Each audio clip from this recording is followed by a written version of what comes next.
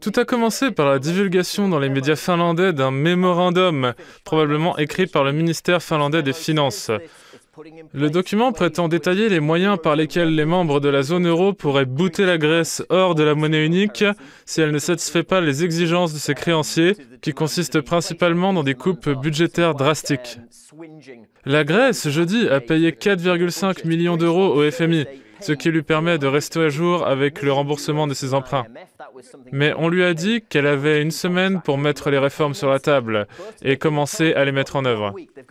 La prolongation de l'aide financière est conditionnée à l'approbation du plan de réforme par les créanciers. Si une nouvelle tranche d'aide n'est pas attribuée, la Grèce va plus ou moins dans le mur financièrement.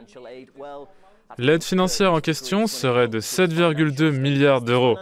Et c'est 7,2 milliards d'euros dont la Grèce a désespérément besoin. Athènes, le 12 mai, devra payer 763 millions d'euros.